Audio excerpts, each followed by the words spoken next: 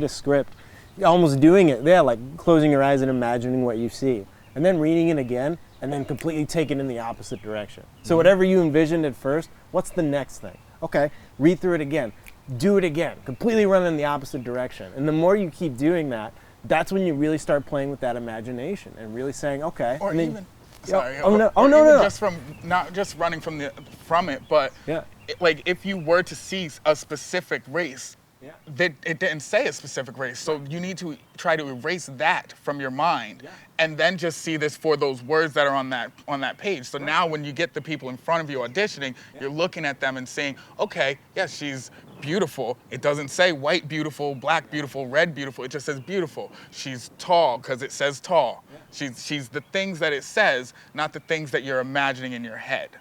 And that's one of, I keep saying, that's one of the things we need to get to. This might be a weird tangent, but like to that point, like, you know, how do people read scripts? Like, so when you read a script and you're really like sort of diving into it, you know, like instead of going with the, you know, this is what I saw on Broadway, so it has to be this, like just like analyzing scripts and like reading scripts at a more deeper level, you know, to get to what the character is, not what they look like, right? But like, so like, and I don't know how much that happens, you know, locally. I'm not, you know, so that, I mean, that might be just something, try to check things for myself, you know, like what, you know, what can I do better as a director, you know?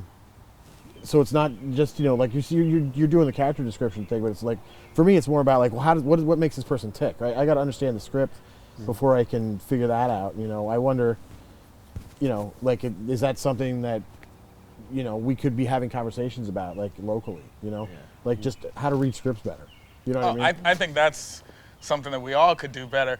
I'm kind of crazy when it comes to reading scripts. I've shown Dane like notes and stuff that I've taken just on like being in the ensemble and stuff. Like I go a little bit nuts with my characters and stuff, but I mean, also met other people in community theater that are the exact same way, that go just as insane with their characters, basically their scene studies, you know, as they're reading their scripts. So I think that a lot of people, at least from my point of view, I think that a lot of people take reading the script very seriously. I think that it mostly comes to when we actually get to getting those parts. If you give the people the parts, then they'll go nuts on it.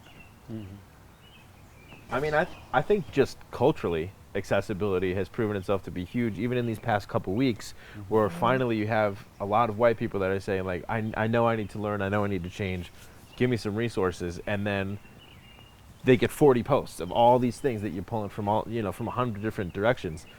Read this, listen to this, watch this. So I do think it helps. How much of that is translating to the arts?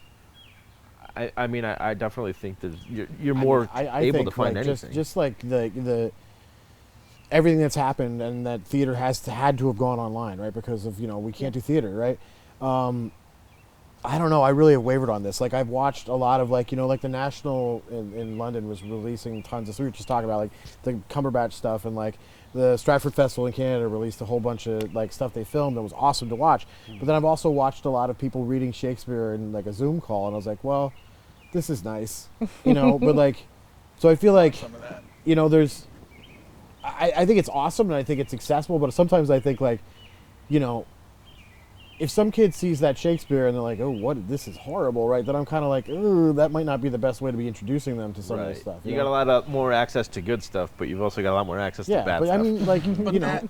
Sorry. No, you go. That accessibility, though, is what changes minds and what brings people to a point that they didn't know that these were problems or that these were things that actually existed in the world. Sure. If you look at it historically, look at the civil rights movement. When Selma happened, that was broadcast through the news, and then all of a sudden people in the North were like, oh my God, just like with Emmett Till and the students that were killed. Then it hit the North. Then the Northerners were like, oh my God, that's happening. Now that had been happening for years upon years, every day, and nobody knew. And those that knew didn't really care that much. But now it's on your TVs. It's prime time. You're sitting there with your family and your loved ones, and you're watching it and you're seeing it. And it drove the North, it drove the nation itself to try to make a change. And that's what we're seeing now again with these videos of the cops. And we saw it years ago as well, when we had the same sort of social outpour and outcry over these videos of what's going on in this world. That's because we are now able to see it. So seeing it does, in my opinion, make all the difference. It's what gets to the people that don't know that there's a problem. It's what gets to people that know there's a problem but don't know how to help. It's what makes people realize that they are a part of the problem and they didn't even intend to be. So I think it's been proven historically that it works, and I think it's working its way now as well. That's what we're doing with this. Exactly. Yeah. Well, I Trying think to. this time around now, I mean, we've seen this 100 times. You know, we saw it with Eric Garner, we saw it with Philando Castile. We see this happen over and over again, and it's always 2 or 3 days of social media outrage, and everybody's worked up, and then it goes away. And then it happens again, and then there's 2 or 3 days of social media outrage, and then it goes away. And this time, it feels like it's more of an impact. It's sticking around. More people are talking. More people are saying, "I need," you know, I'm interested in learning more. I'm interested in changing. So, I mean, I think it's very encouraging. I think it's going to lead to a long. There's still a really long road ahead, but it's nice to see this time. You know, the rage and the cries out for change, not just from the black community, but from the white community, also saying we got to do better. We have to. It's the fact that it seems to be sticking around more is encouraging to me. And to Adam's point, people are not letting it go away. Right. Right. Like yeah. the media. I think if you watch your cable news, it's seeming to try to steer back to like, remember COVID? Let's talk about COVID again. And I think people are not letting that happen on social media. To that point, I think that's unbelievably important. Yeah. Yeah. Also, this time around, I think a big thing to notice that I've noticed is Black Lives Matter in general has been much more well received. It's before the first time this came around and Black Lives Matter was more being created, it was taken so offensively, and it still is by some people. But this time around, it seems like people are understanding more so that no one is saying your life doesn't matter. No one is saying all lives don't matter. No one is saying blue lives don't matter. Those are not the lives that are being slaughtered on the regular to a point that it is an epidemic. We are not saying that Black Lives Matter more. We're only saying that we matter as well. Don't forget about us. It's the same as the civil rights movement. No one was asking for more. We were just asking for civilness. equal. It's the same as gay people fighting to be married. They're just asking to be equal. They're not asking for more. No one is asking for more. Right. And even right now, we're not asking to have all the roles.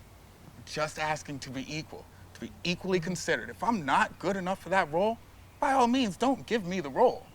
Just asking to be equally considered. I think that media is helping because in this age, my children know what's going on.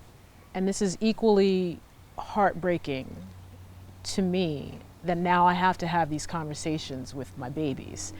And I say my babies because, you know, I have twin 12-year-olds, boy-girl twins. And my oldest son, he's 14. And I have to talk to them about stuff that I never wanted to have a conversation about until they were older. The talk. Till they had to understand. And it's been really hard for me to do anything but just protect my kids.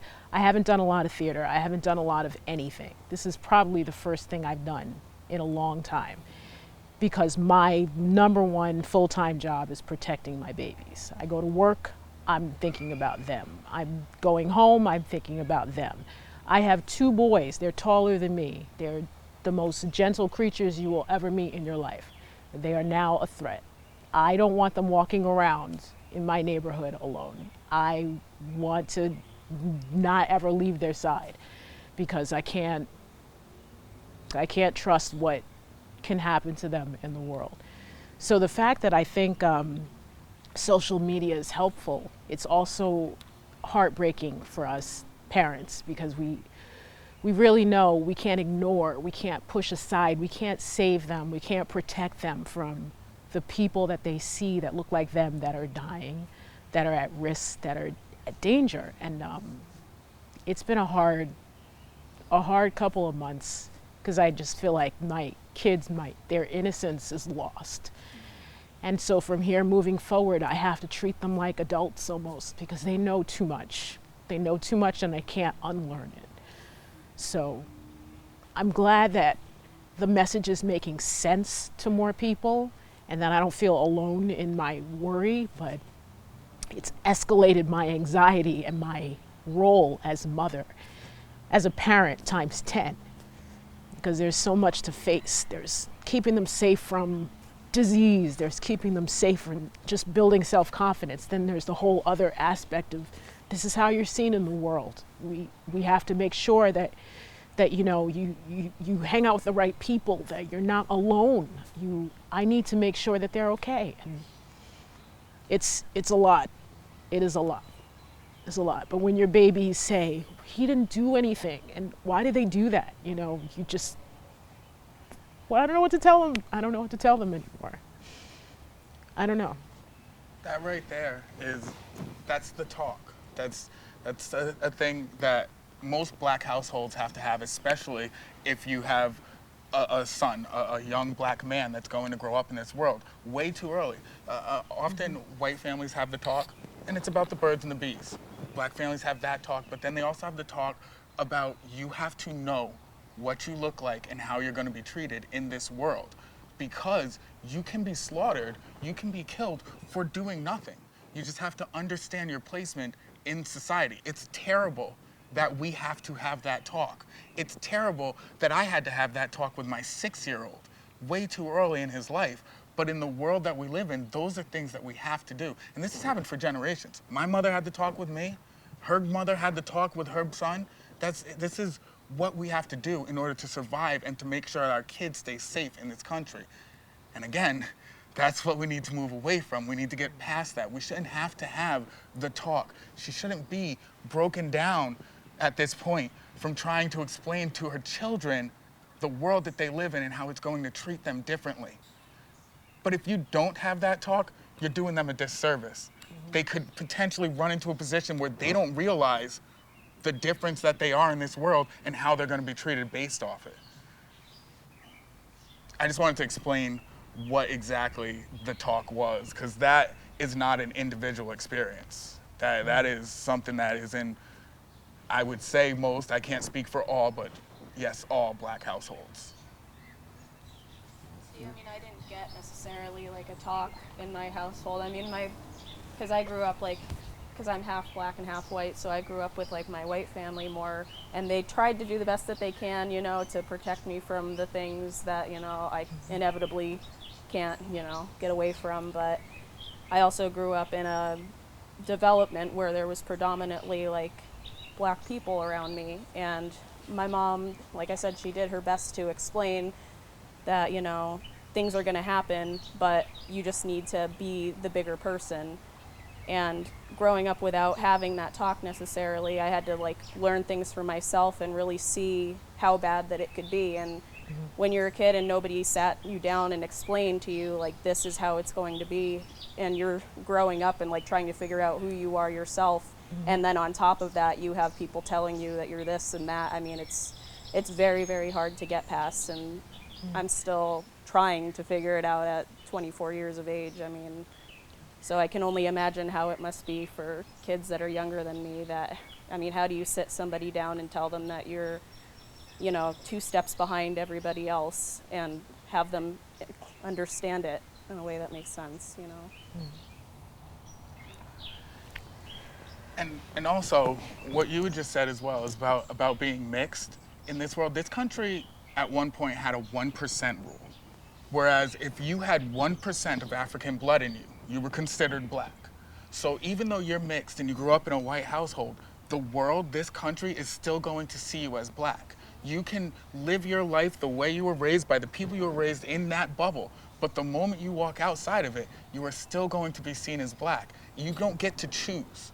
That's not a thing that you get to choose, and it's not fair, and I apologize for that, but that is something that has been ingrained in us all the way since slavery days as a way to, it was a way that the government tried to protect voter rights by keeping black people from voting, because there were so many half-white black people that they were like, well, they might vote too. Well, if you have 1%, you're not even allowed to. And that has carried on to this very day. We now see anybody of mixed color, nobody sees you, and I apologize about this, but nobody sees you as, oh yeah, she's mixed, or oh, she's part white. They see you as a black woman, and you have to deal with that. So then we have to think about also, there's also people who, like you, aren't going to get that talk. So you're just completely unprepared. And I think this is more, I'm speaking to my race now, we also tend to forget that every one of us are still looked at as black. that was just a little, that's not really too important to the moment. I apologize. Yeah, my kids are biracial, but I My know son as well. how the world sees them, and they need to know how they're seen. Now, who they are, I don't think I will ever tell them that they are 2 steps behind anyone. I raise them as little warriors, like my husband has, and like I have. They aren't afraid of anyone, but they can get hurt. So, mentally and physically, they're strong. They don't take shit from anybody, especially my girl, especially my daughter. So, I when don't you're think that she meant 2 raised, steps behind wait, as in, I know what you mean, but I never want to use any terms that say you're at a disadvantage. Like, this is, I'm just like, this is how they see you. This is who you are. Let them know that you are not at a disadvantage. You are a warrior. But I do want to be clear though. Like, yes, you can raise them so that their minds, they are not at a disadvantage. They are smart, strong, brave young men.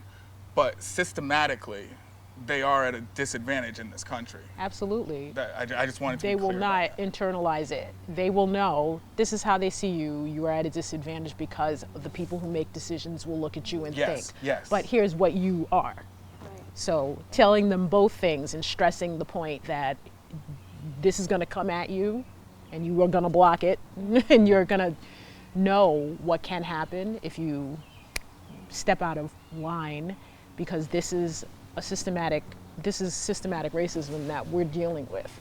But to never internalize it as you are less than anyone, because you are not. Right. It's important to make sure that they know that does not make them a victim. Absolutely but you just not. got to make sure that they know their stance, and that even though it is incredibly wrong, it's how you protect yourself, essentially. They've been able to walk that line. I've seen them interact, and we've had incidents already, and I'm really proud of them the way they handled things. They're not mouthy, but they definitely know when they can say, that's what happened, but I handled it well, and like there's how you act and how you feel, and they are somehow able to do both, and at such a young age. So I'm encouraged by that.